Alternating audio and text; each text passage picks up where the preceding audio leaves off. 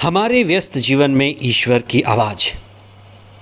जो ओलंपिक्स खेलने के लिए जाते हैं वे वर्षों वर्षों तक लगातार अपने शरीर की मजबूती और मन की इच्छा शक्ति पर काम करते हैं।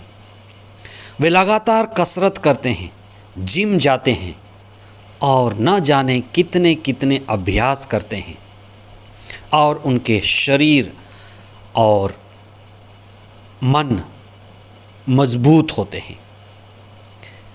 आध्यात्मिक जीवन में प्रार्थना और उपवास हमारे जीवन को शक्तिशाली और मजबूत बनाते हैं।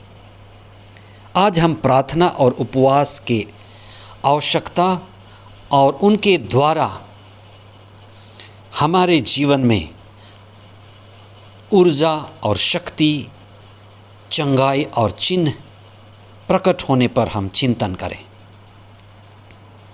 9 अगस्त 2025 18वां सामान्य सप्ताह शनिवार। जैसे सूरज की किरणें एक प्रिज्म ग्लास से गुजरती हैं तो वे इतनी शक्तिशाली हो जाती हैं कि वे कागज़ में आग लगा देती हैं। जब हमारी सारी ऊर्जा, आध्यात्मिक ऊर्जा मौन रहकर उपवास के द्वारा एकाग्रचित होकर प्रार्थना करने से, जब हमारी सारी ऊर्जा और शक्ति एक दिशा में लगती है तो हम कई अनियंत्रित चीज़ों को नियंत्रण में कर सकते हैं। वास्तव में चिन्ह और चमत्कार का वही अर्थ है, सारी शक्तियों को इतनी इकट्ठी करना और विशेष करके उपवास और प्रार्थना के द्वारा कि अनियंत्रित चीज़ें हमारी नियंत्रण में आ जाती हैं।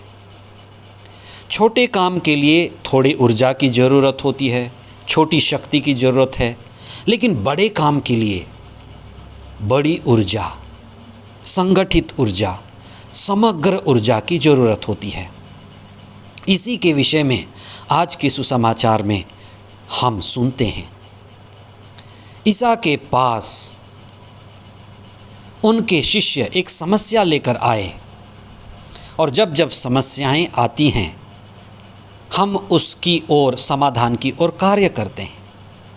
एक व्यक्ति अपने एक लड़के को लेकर के ईसा के शिष्यों के पास आया था जो मिर्गी की बीमारी से ग्रसित था।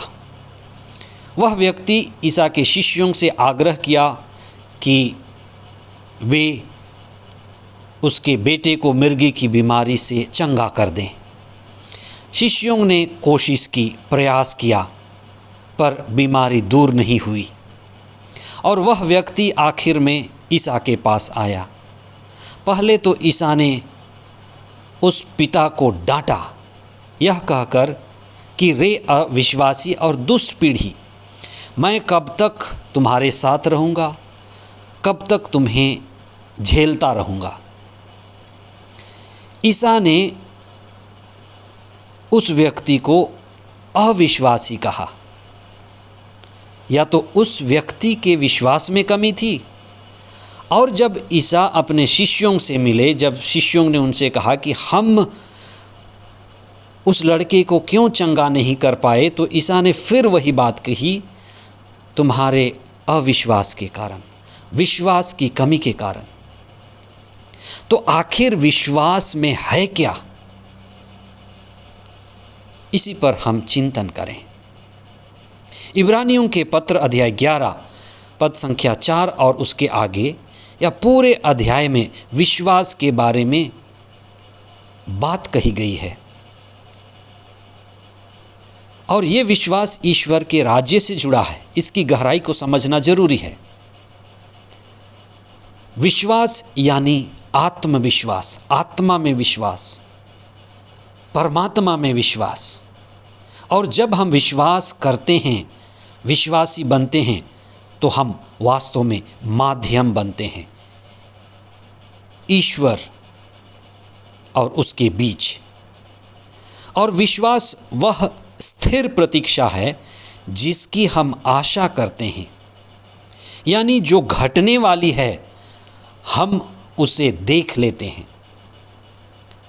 हमारा उद्देश्य पूरे होते देख लेते हैं। यही तो विश्वास है। कहीं पहुंचना है तो हम पहुंचने को देख लेते हैं, मंजिल है तो हम मंजिल को देख लेते हैं। यह ईश्वर पर विश्वास है कि ईश्वर राजा है और वही राज्य करता है और हम हैं आत्मा। उसने हमें इस धरती पर अधिकार दिया है और उसकी शक्ति और सामर्थ्य आत्मा के द्वारा हमें मिलती है और उसी के द्वारा हम बड़े कार्य कर सकते हैं। इसीलिए ईसा ने कहा, तुम्हारे विश्वास की कमी के कारण। और ये विश्वास कैसी पूरी होगी? ईसा ने उन्हें ये भी बताया, उपवास और प्रार्थना के द्वारा। विश्वास को मजबूत करने के लिए, अल्प विश्वास को दृढ़ करने के लिए और कमज़ोर विश्वास को मजबूत करने के लिए हमें स्थिर होने की ज़रूरत है, मौन होने की ज़रूरत है। उपवास मतलब प्रभु के निकट बैठने, प्रभु से जुड़ने और प्रभु से शक्ति और सामर्थ्य के द्वारा प्रवाहित होने की ज़रूरत है। इसको हम सीधे इस तरह से समझ सकते हैं कि हम अपने मोबाइल को कितना उपयोग करते हैं, सदुपयोग या प्रयोग जो भी हम करते हैं, और उसकी ऊर्जा ख़त्म हो जाती है। फिर हम उसको चार्जर के साथ जोड़ करके कुछ समय के लिए उनको छोड़ देते हैं और जो विद्युत प्रवाह, इलेक्ट्रिसिटी उस पर प्रवाहित होता है कुछ समय के लिए लगातार, और मोबाइल के द्वारा हम ईश्वर से संयुक्त होने और ईश्वर की शक्ति और सामर्थ्य, बल उसी तरह से जैसे चार्ज होता है। तो उपवास और प्रार्थना हमारे आध्यात्मिकता को चार्ज करता है, शक्ति और सामर्थ्य से भरता है।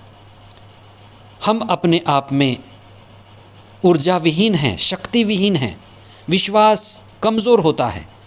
इसलिए प्रार्थना, प्रभु का वचन, मौन होकर के उपवास के साथ ये हमें ऊर्जावान और विश्वास से पूर्ण बनाती है और यही हमारे कई परिस्थितियों को नियंत्रित करने के लिए हमें शक्ति देती है। इसी से चंगाई प्रवाहित होती है। आज के पहले पाठ में नाज़ीर व्रत के बारे में विस्तार रूप से बताया गया है। विधि विवरण ग्रंथ में अध्याय 6, 4 और उसके आगे आप उसको पढ़ें। जो व्यक्ति अपने को शुद्ध करता है, लगातार प्रार्थना करता है और कई तरह के बाधाओं से और प्रदूषण से दूर रहता है, उसके अंदर प्रार्थना के द्वारा, उपवास के द्वारा ऊर्जा, शक्ति, आध्यात्मिक चेतना और बल का संचार होता है। और ये उपवास और प्रार्थना ऐसे ही नहीं, अनायास ही नहीं, हमारे आध्यात्मिक जीवन को मजबूती देते हैं। अगर आप अपने जीवन में बल पाना चाहते हैं, विश्वास में बढ़ना चाहते हैं, ईश्वर के राज्य के रहस्यों को समझना चाहते हैं, तो मौन हो जाएं, कुछ समय एकांत में प्रार्थना करें, उपवास का भी सहारा लें और आप ईश्वर के शक्ति और सामर्थ्य का अनुभव करेंगे। आमीन।